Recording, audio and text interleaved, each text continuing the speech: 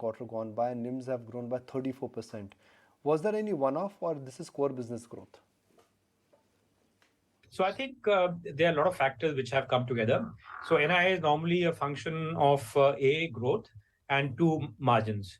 So in terms of growth, as you pointed out, again, the growth has been also very good. Loan growth is 19%. Within that, retail has grown by 28%, which has benefited most in terms of margins because of the change in rates. In terms of the net interest margins, there are some exceptional items to the extent that there were some recoveries that got added to that. But if we were to look at our net interest margins, even sans that, we had guided at the beginning of the year that we would want to increase our margins by 10 basis points during the year. So already, I think we have got that, and without any exceptional items contributing to that. So to my mind, these are 2 major factors which have been there. Primarily, again, the robust growth that we have seen, and then also the fact that margins have improved along with growth. Advances were up 19% year on year. What segments are you targeting, and how sustainable is this growth? So I think the fact that the growth is fairly broad-based and is also part of a pattern would seem to suggest that we can be fairly sanguine in terms of the future. So our retail loans, which again have grown by about 28%. Within that, we have been constrained over the last 1 year by the fact that our home loans were growing relatively slowly. Now, home loan growth has also caught up, and they have grown by nearly 20% YoY. Car loans have been a traditional strength. They have grown 30%. But what has really been exceptional in terms of the last 12 months has been the personal loans, where we have used BoB World optimally to increase that portfolio. That portfolio has grown by 170%. From about 5,000 crores, it's now about 15,000 crores. I think that is something that is likely to continue because we started from a low base. So therefore, to my mind, the fact that the loan growth is broad-based, retail has contributed well, home loans has picked up, and corporate has still not grown to its full potential. That has been just about 10%.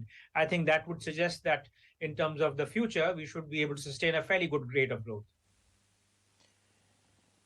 Mr. Chadha, good morning. This earnings season was being very encouraging, of course, is all the banks and the credit growth they've been reporting. SBI over the weekend talking about 15 to 18% like credit growth. From BoB, what can we expect? Is there any target in place as well? So I think at the beginning of the year, we were of the assessment that loan growth for the system would be 10 to 12%, and we would want to grow better than that. But I think this first half has been much better as compared to what we had anticipated. So our present estimate is that we should grow industry somewhere between 12 to 15%. And our stance has been that we'd want to grow at industry or better while keeping a very tight discipline on margins.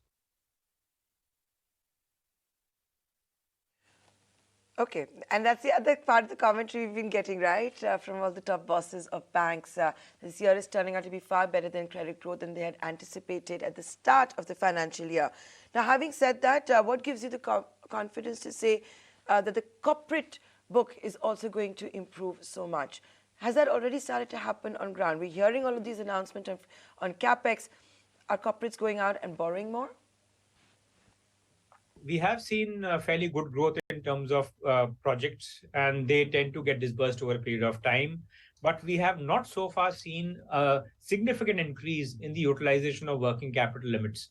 Now, as we enter the busy season, and 2, also the increase in commodity prices as compared to last year, that gets reflected in corporate inventories. To my mind, there's scope for us to increase the working capital limit utilization also.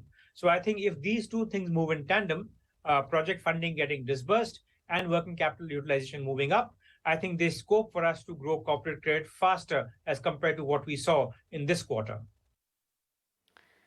Mr. Chadha, what is the outlook in terms of cost of funds? Because that has not gone up meaningfully for you. Can you talk to us about where you see this headed in order to just understand the scope for your net interest margins going forward?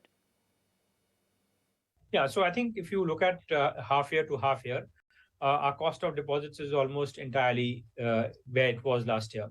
So we have been fairly disciplined in terms of deposit growth, making sure it is well directed. Going ahead also, I think we are at a stage where we need to be judicious in terms of how we target deposit growth.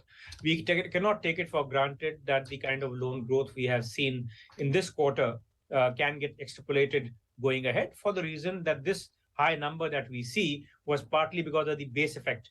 The first 2 quarters of last year were fairly depressed.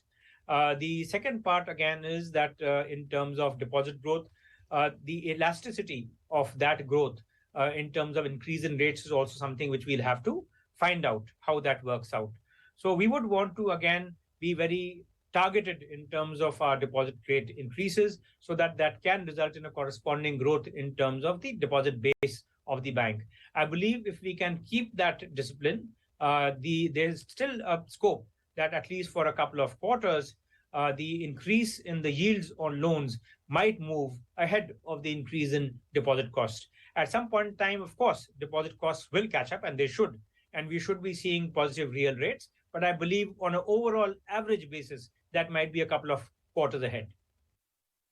And given that deposit growth has been strong, but your CASA has fallen below 40%, is there a concern on this front? Where would you like to see your CASA normalize? So I think if you look at CASA growth for this quarter also, it has been YoY more than 10%, right? So that is at par or better than what it was in the previous quarters. But it is very normal that when your rates of interest are low, the differential between savings bank and term deposit rates is also narrow. People will not bother to move their money from saving banks to term deposits. When term deposit rates start going up and the differential widens, you will find a movement of funds towards term deposits, entirely par for the course. So I would expect that term deposit growth should be faster than savings and current account growth. It already is the case in this quarter. And therefore, if term deposit growth is faster than savings and current account, the CASA ratio as a corollary will come down. Right. So your provisions have come down by 40%. Tell us, what is it that you're seeing on ground, your slippage and credit cost guidance for the full year? So look, provisioning is ultimately a function of A, fresh slippages, and B, how much of unprovided loans do you hold in your current stock. So given the fact that our provision coverage ratio, including technically written off accounts, is 92%, there is very little scope for additional provisioning required for the existing stock of NPAs. Now, along with that, the slippage percentage was for the first half year 1.53, which is at the bottom of our guidance of between 1.5 to 2%. I believe that will come down further.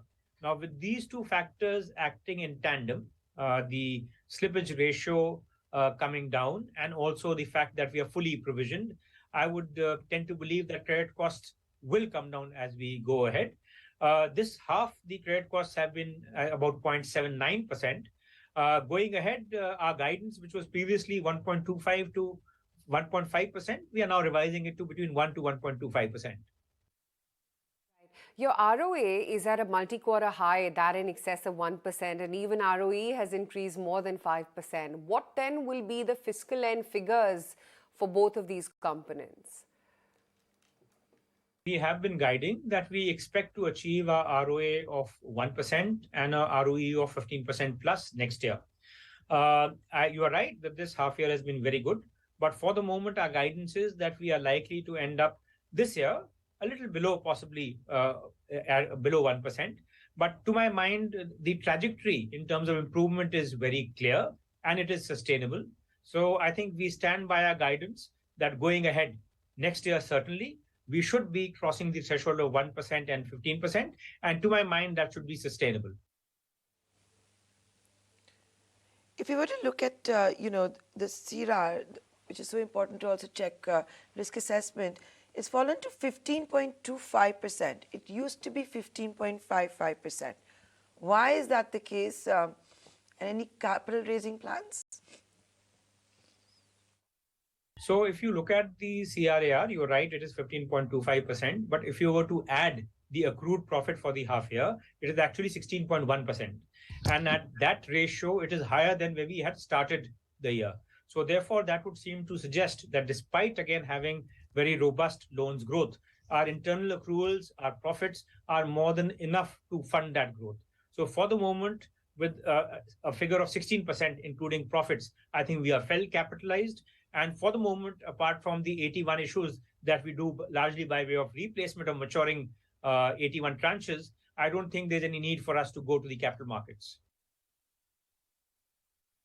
Thank you so much for being so candid with us and telling us what to expect going forward. A good set of numbers, a big thumbs